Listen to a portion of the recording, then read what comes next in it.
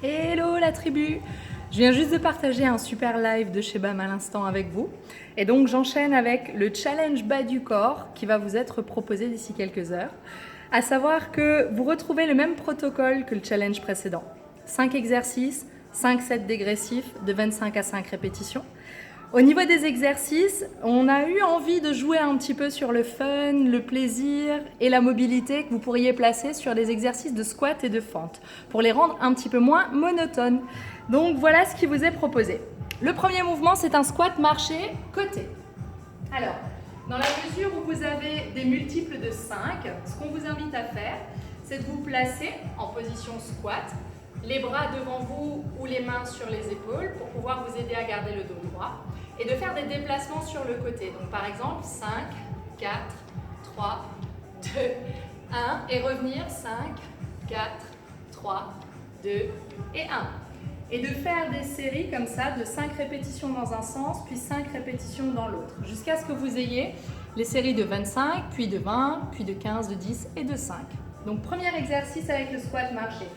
Rappelez-vous que les hanches doivent rester poussées vers l'arrière et basses et qu'au moment du déplacement, on maintient la flexion dans les jambes. Donc il ne s'agit pas de monter à chaque mouvement, mais bien de rester bas, en pression sur les quadriceps.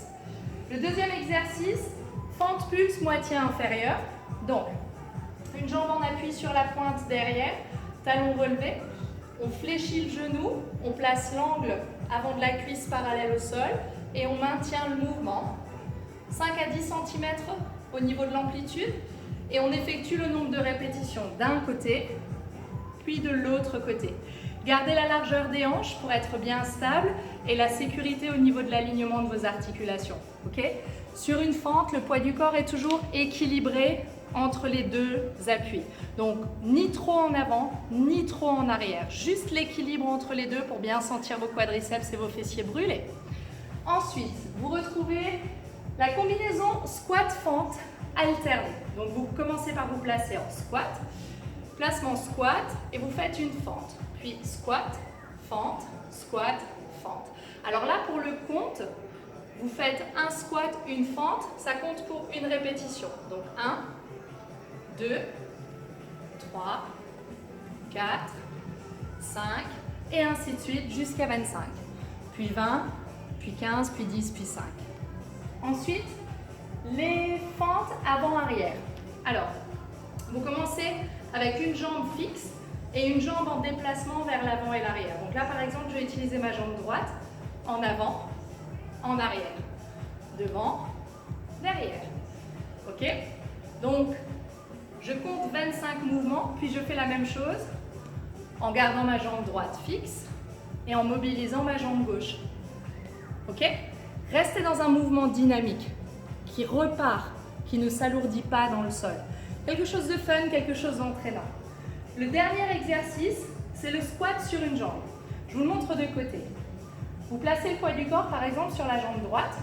Vous avancez le pied gauche en appui sur le talon. Et vous allez pousser la hanche vers l'arrière. Ok?